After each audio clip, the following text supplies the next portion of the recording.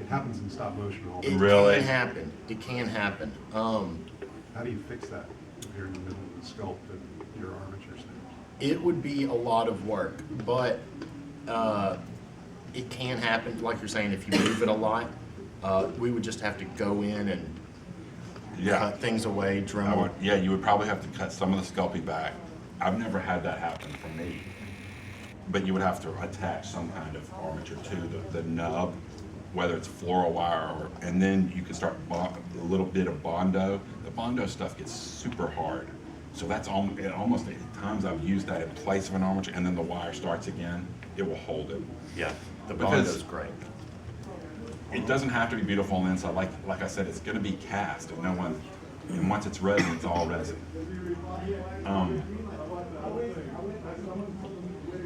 Yeah, What else? Any other questions? All right, when you're doing balls and you have the expressive fingers, you use a different method to adjust the fingers, and you have a separate armature. You know, you can have fingers doing something Yeah. like that. What's your method for that? what we do, if we got it to this point, say it's this wire, then I would get 5 pieces of wire coming straight out, and I'd lay them on here. And then I'd get another thinner piece of floral wire and wrap it around that, is like tight and taut, almost like a fly fisherman, you know what I mean, to keep it as thin as possible. And then those 5 things, once that dried, I'd separate them and then super glue them individually so the cloth on the thing doesn't unwind. See, you can see the cloth starting to unwind there. Well, the Sculpey's not gonna stick to that real well, but if you hit it with super glue, then it will hit better, it'll stick better. So yeah, you have these 5 wires, and then you start bending them individually. And like Jared said about the arms, I leave them a little long. Leave And then them I start long. clipping them back to make them the regular size. Exactly. But it's hard to make them longer. So hands are hard. Hands and eyes are like the most difficult thing. And the thing about hands is that we have them on us, so you can look at them. And I'm always doing that when I'm doing the hands. Or take a picture of your own hand. Yeah. It's what I find, the hands, when people aren't getting it right, they need to focus on the planes and the knuckles. You know, they're thinking, I don't know, they're thinking too much about long fingers or something. There's something in the hands. If you just get this plane, and where the knuckles are, all the knuckles don't line up on a hand. Yeah, they often. go way up here and then they go down here. You know, you've got to understand that the pinky knuckle is farther back than these 2 fingers, you know. And in an amateur thing, Jared's talking about eyes. As soon as we see people walking up sculptures with that comic on, they're almost always, the eyes aren't set deep enough. And I They're do out that. on the surface of the face. All the time. We still do that. We They don't don't- set our eyes in deep enough. People don't realize how deep they are. Now the eyes, again, like I said earlier, around the middle of the head. From top You don't- to bottom. You don't think that because of hair and stuff or something, that they're higher up. People get that wrong. Amateurs put eyes like too high up on the face. When you measure this to this, the eyes are in the middle. The eyes are in the middle, So- and then the bottom of the nose is in the middle of that, and then the bottom of the lip is in the middle of that. So when we're doing the head, like here's the head, and I would like draw a line where the eyes are going to be, you know. And for me and Jared, some guys, they're sculpting anatomy and doing detail, and they've got a round ball for a head, and they're going to do that later. They're good sculptors, but that's really weird to me and Jared. To me and Jared, that's the whole point. It's like we put the head on and we don't finish it. I'm not talking about finish it, but I'm talking about where are the eyes? Where are they looking? Everything else radiates from that. The eyes and the hands create like a triangle in a lot of this artwork. And so those 3 things are very important. Where they are, what they're doing. So even when it's real rough, we'll have the eyes, we'll know where he's looking, we'll know where the money shot is for us, what we call the money shot. You know, Jared and I, which is the angle we want it seen at. The ad. Which is the angle we want it seen at, what it's gonna look like in print. Jared, I always tell people, 99% of the people who are ever gonna see this sculpture are only gonna see an image of it. They're not gonna see it in person. They're gonna see it online, they're gonna see it in a magazine. So for us, the money shot is very important.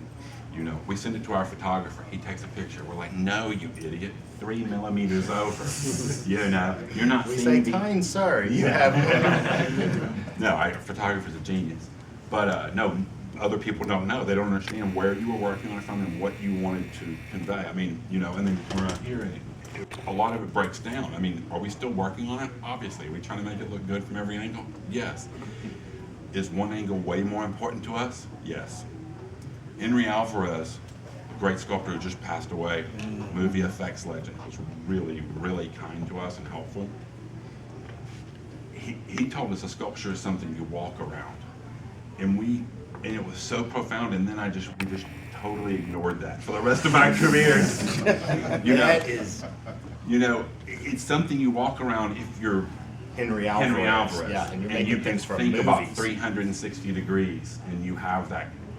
Me and Gerald are really trying to do one thing from one angle. It's almost a comic book 2D type Yeah. perspective.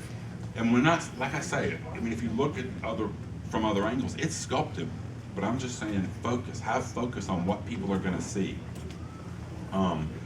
Because I've done a lot of stuff on backs and stuff, and been to a convention and no one ever looked, no one cares. You know, I've done all these details, and she's carrying a teddy bear, and then she's got a, you know, I've seen 50,000 people, not one of them.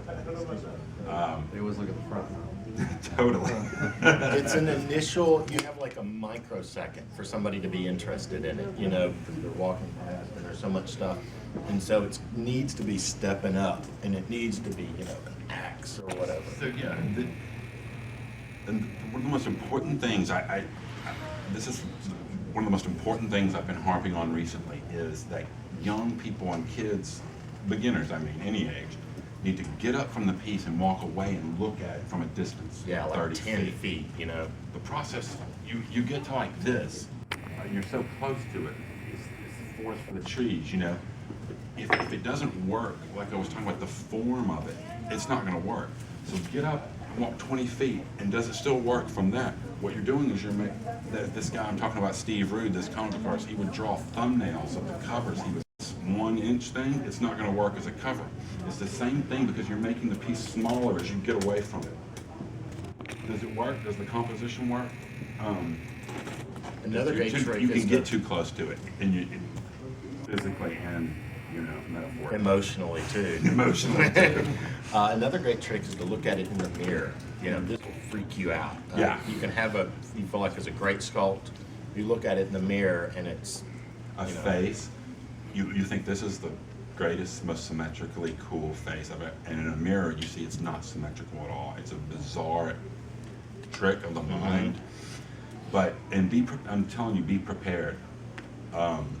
Because it's gonna freak you, because you're not gonna be happy the first time you do it, but it helps you. Oh, I've got It one does. eye way too low. It's almost seeing it like other people see it. Yeah.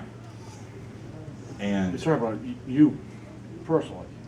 yeah, Yeah, not everything, you know, I got the same thing. It's like, I learned in art school, okay, you know, the eyebrows are gonna be like level with the top of the ear, you know, and the top of the nose, and then it's just. It's It's averages. a guideline. Yeah, Yeah. exactly. So you ever all it is. tried doing the sculpture cut in half and then placing it what I've seen on the mirror, and then try to go from there proportionate to what you've already sculpted? That is interesting. I have not done that. Because I've seen pictures there was an alien that was on a mirror. That sculpted was for halfway. 3D scanning, that one. They only sculpted half of it because they were scanning it to reproduce the rest. That Oh, okay, particular I one. thought it was for a proportionate look. Some people have, I know some people who do sculpt faces, they'll sculpt half of it and build up the other half to match. But I've no, heard that of that. particular one I've seen was that. just That's for, crazy. they needed half of it. Some guys do way more measuring. You know, some guys will draw it out, lay it on, and then lay the armature on the drawing and be like, oh, this is 60 millimeters, this is 60 millimeters. It's all, Jared and I aren't really like that. Again, we go back to Frazetta, who in his process was more like fly by the seat of your pants. If one arm was a little longer and it looked cool, one arm's gonna be a little longer. You know what I mean? We're like, we eyeball it. Whatever looks right to us.